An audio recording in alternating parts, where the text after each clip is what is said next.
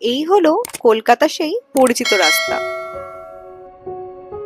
Chowringhee park স্ট্রিটের সন্নিকটে ২৭ জওহরলাল নেহরু রোডে মানুষের ব্যস্ততা পেরিয়ে দাঁড়িয়ে আছে এক অমূল্য সম্পদ। Founded in 1840 by the Asiatic Society of Bengal under Dr. Nathaniel Wallis, this museum isn't just bricks and columns. It's Asia's oldest museum, a treasure chest of art, archaeology, anthropology, geology, zoology and botany. আজকের ব্লগে আমরা আপনাদেরকে নিয়ে যাচ্ছি Indian museum কলকাতায়, এশিয়ার পুরনো ও বৃহৎ সাংস্কৃতিক ভান্ডারগুলির অন্যতম। অ্যাড্রেস তো আপনাদেরকে আগেই জানিয়ে দিয়েছি। আর এই মিউজিয়ামটি সোমবার বাদে বাকি দিনগুলিতে সকাল 10টা থেকে 6:30 অবধি খোলা থাকে। আর ইন্ডিয়ান সিটিজেনদের জন্য টিকিট মূল্য হচ্ছে 50 টাকা করে। ভিডিও আর ক্যামেরা করলে তার চার্জেস আলাদা। 2000 বছর আগে মৌর্য অশোকের যুগে গড়ে ওঠে বারহুদ স্তূপ। শুং রাজাদের হাতে যুক্ত হয় লাল বেলি পাথরের গেটওয়ে আর রেলিং, যেখানে খোদাই ছিল বুদ্ধের কাহিনী আর জটক গল্প। 1873-এ আলেকজান্ডার ক্যানিংহাম সেগুলো উদ্ধার করে কলকাতায় আনেন। আজ ভারতীয় মিউজিয়ামের বারহুদ গ্যালারিতে সেই পাথরগুলো এখনো যেন অতীতের গল্প বলে।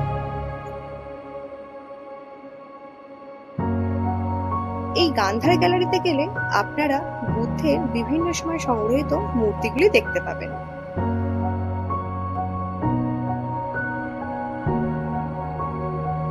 ভারতীয় মিউজিয়ামের কয়েন গ্যালারিতে যেন সময় থেমে আছে। খ্রিস্টপূর্ব 5ম শতক থেকে আধুনিক যুগ পর্যন্ত প্রায় 50,000-এরও বেশি অরিজিনাল এবং রেপ্লিকা মুদ্রা এখানে রাখা রয়েছে। এখানে সাজানো রয়েছে আলেকজান্ডার দ্য গ্রেটের রূপোর মুদ্রা, কুষাণ সম্রাট কনিষ্কের স্বর্ণ মুদ্রা, সমুদ্রগুপ্তের বীণা বাজানো মুদ্রা আর জাহাঙ্গীরের বিখ্যাত রাশি চক্রের সোনার মুদ্রা। প্রতিটি মুদ্রা রাজনীতি, সংস্কৃতি আর ইতিহাসে এক জীবন্ত দলিল, যা দর্শককে হাজার বছরের এক ভ্রমণে নিয়ে যায়। এবার আপনাদেরকে নিয়ে এসেছি অন্য এক যুগে। ভারতীয় মিউজিয়ামের আর্কিওলজিক্যাল গ্যালারিতে ঢোকার সঙ্গে সঙ্গে শুরু হয়ে যায় এক ভাস্কর্য ভ্রমণ। এখানে আছে মথুরার 2য় শতাব্দীর জায়গা কাহিনী মূর্তি, গুপ্ত যুগের বুদ্ধের অভয় মুদ্রা, মধ্যযুগের মহিষাসুর মর্দিনী আর হয়সালার সুন্দর ভেনুগোপালা। শুধু ভারত নয়, দূর দক্ষিণ পূর্ব এশিয়া থেকেও এসেছে প্রাচীন বৌদ্ধ ও ব্রাহ্মণীয় মূর্তি। শতাব্দীর পর শতাব্দী ধরে শিল্প আর বিশ্বাসের এই যাত্রা একসঙ্গে দেখা যায় এই গ্যালারিতে।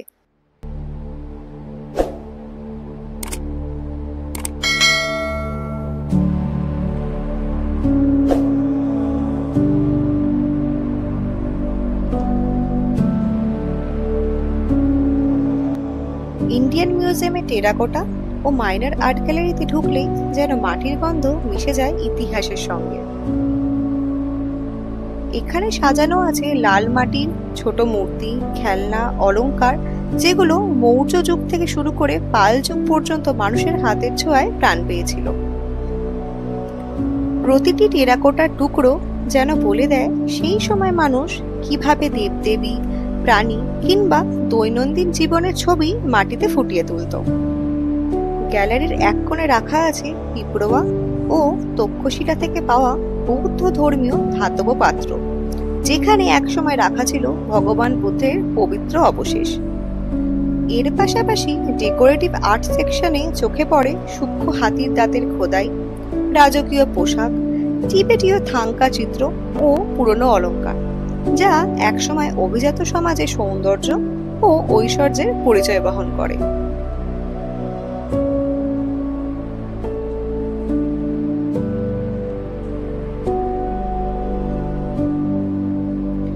এবারে আপনাদেরকে নিয়ে যাব পৃথিবীর জন্মের গল্পে।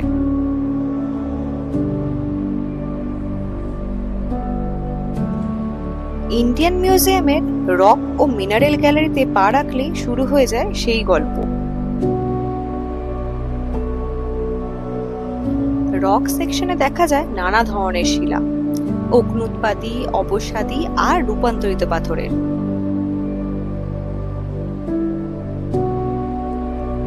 এখানে রয়েছে kimberlite, bauxite, laterite, graphic granite, tourmaline pegmatite, এমনকি কোটি বছর পুরনো ফসিলিফেরাস স্যান্ডস্টোনও, যা বলে দেয় পৃথিবীর স্তরবিন্যাস ও গঠনের ইতিহাস।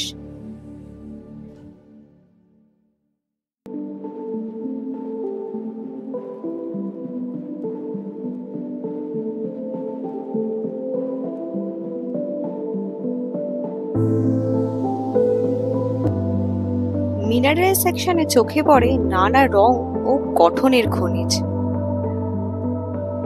ট্যাল্ক শিস্টের নরম স্পর্শ থেকে শুরু করে গার্নেটিফেরিয়াস নাইসের শক্ত রূপ, ডলোমাইটের মধ্যে ঝলমলে গ্যালেনা আর স্পেরালাইট, আর বিরল চার্ট আর লাইমস্টোন। প্রতিটি খনিজ শুধু বিজ্ঞানের নয়, প্রকৃতির অপার শিল্পকর্মের এক অনন্য নিদর্শন।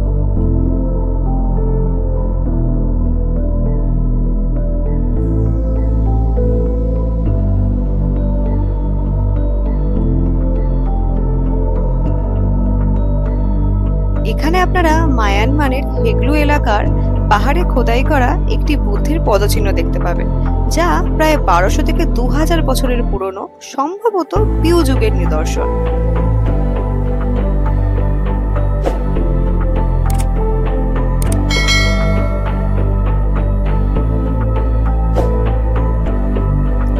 মিউজিয়ামের বিশাল করিডোর পেরিয়ে হঠাৎ যেন প্রবেশ করলাম এক অদ্ভুত জগতে, জীবজগতে এক রঙিন রাজ্যে। কোথাও সামনে রয়্যাল বেঙ্গল টাইগার, যেন শিকার ধরতে লাফ দিতে প্রস্তুত। তারই পাশে দাঁড়িয়ে থাকা এক হাতি, যার চোখে এখনো যেন বনের স্মৃতি। আকাশের কোনো এক কোণে রঙিন বিদেশি পাখির ঝাঁক, মাটির কোণে বিরল কচ্ছপ আর শক্ত চোয়ালের কুমির।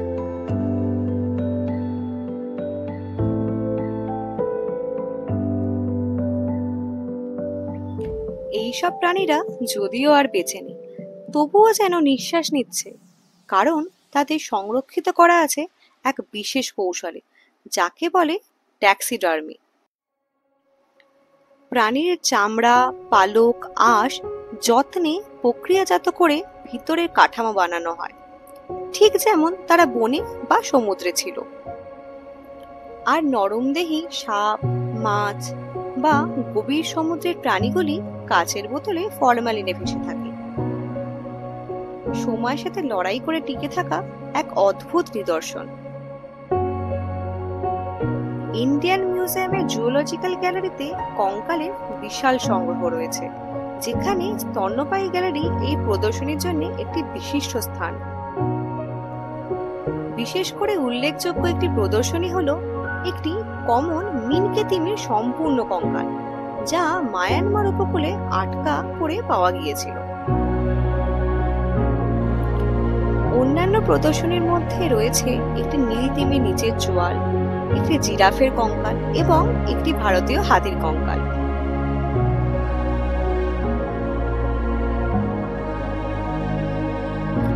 এই গ্যালারি কেবল দর্শনীয় নয়, এ যেন পৃথিবীর হারিয়ে যাওয়া জীব বৈচিত্র্যের সঙ্গে সঙ্গে মানব জাতিরও এক জীবন্ত ইতিহাসের বই, যেখানে প্রতিটি প্রাণী, প্রতিটি কঙ্কাল আমাদের বারবার বলে যায়, আমাদের গল্প ভুলে যেও না।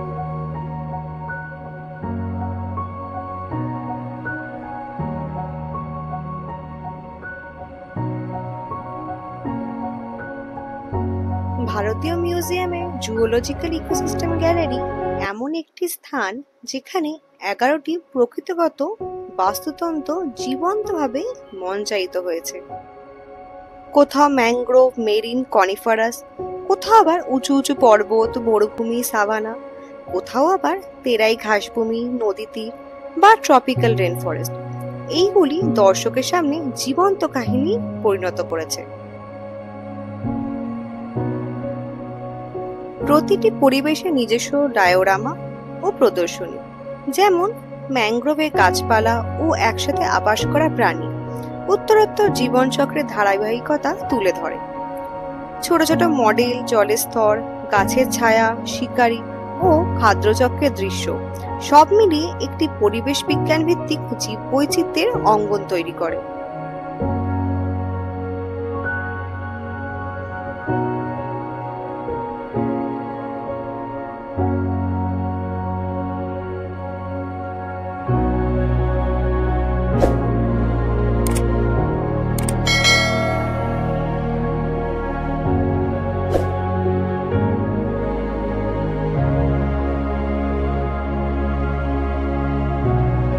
এবার আপনাদেরকে নিয়ে যাব এমন একটা গ্যালারিতে, যেখানে গেলে আপনারা পৌঁছে যাবেন এমন এক সময় যখন উদ্ভিদ ছিল কেবল খাদ্য নয়, অর্থনীতি আর শিল্পের মেরুদণ্ড।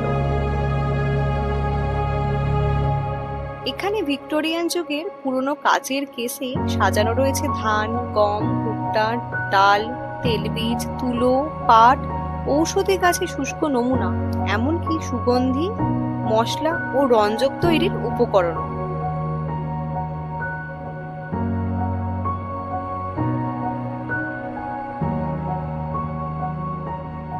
প্রদর্শনীর বিশেষ আকর্ষণ স্টোরি অফ প্যাডি, যেখানে ধানের বীজ মাটিতে বোনা থেকে শুরু করে চালের দানা হয়ে মানুষের থালায় পৌঁছানোর প্রতিটা ধাপ সুন্দরভাবে দেখানো রয়েছে।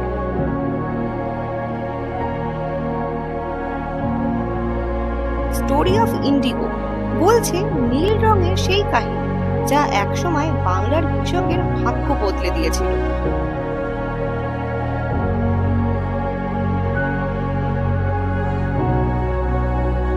আছে স্টোরি অফ ল্যাক, যেখানে গাছের ডালে জন্মানো ক্ষুদ্র পোকা থেকে লাভ সংগ্রহের বিস্ময়কর প্রক্রিয়া তুলে ধরা হয়েছে।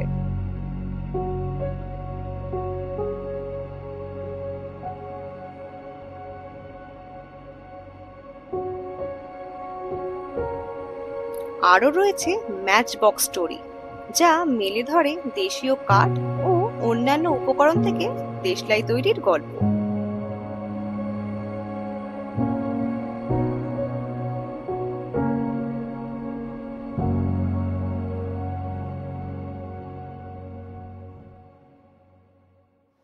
এখানকার প্রতিটি কাচের কেস প্রমাণ দিচ্ছে প্রাচীন কাল থেকে মানুষ কেবল উদ্ভিদ চাষই করেনি, তাদের বুদ্ধি ও পরিশ্রম দিয়ে উদ্ভিদকে রূপ দিয়েছে খাবার, বস্ত্র, ঔষধ, রং, এমনকি আলোয়। এই গ্যালারি শুধু উদ্ভিদবিদ্যার সংগ্রহশালা নয়, এটি আমাদের কৃষি, শিল্প ও সংস্কৃতির যৌথ ইতিহাস।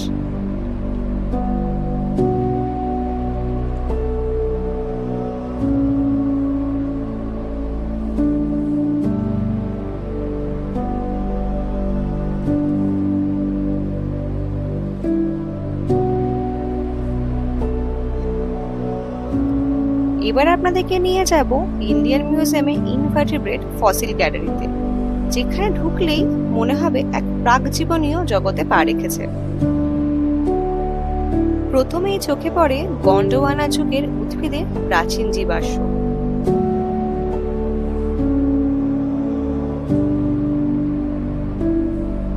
এই গ্যালারির প্রধান আকর্ষণগুলোর মধ্যে অন্যগুলো হচ্ছে ডাইনোসরের ডিম, যে ডিম গুজরাটের মাটি থেকে উঠে এসছে গভীর যুগের স্মৃতিমালার মতো। আরো রয়েছে মোলাস্কের বিশাল চোখের জীবাশ্ম, মায়ানমারের সাপের পায়ের ছাপ, সবই এক একটি গল্প। আর সব থেকে বিস্ময় দ্য স্ট্রোমাটোলাইট, ৩২০০ মিলিয়ন বছর আগে জীবনের এক প্রথম রেকর্ড। দেখে মনে হয় এই গ্যালারি যেন সৃষ্টির প্রথম পাঠশালা।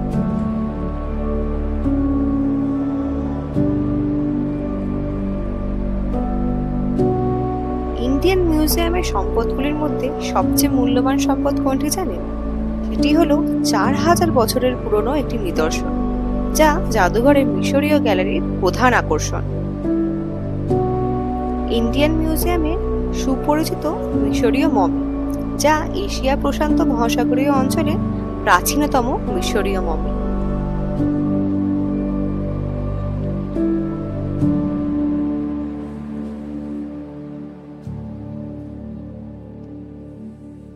আজকের দিনটা যেন সময়ের নদীতে ভেসে যাওয়ার মতো ছিল। সকাল থেকে প্রায় 4-5 ঘন্টা ধরে আমরা ইন্ডিয়ান মিউজিয়ামে বিভিন্ন গ্যালারি ঘুরে দেখেছি। কখনো ভারতীয় প্রাচীন ভাস্কর্য, কখনো জীবাশ্ম, কখনো উদ্ভিদ বিজ্ঞানের গ্যালারিগুলোতে। সবই যেন চোখের সামনে জীবন্ত হয়ে উঠেছে। কিছু কিছু গ্যালারি রিনোভেশনের কাজের জন্য বন্ধ ছিল, সেইগুলো দেখতে আবার কোনো একটা সময় চলে আসতে হবে।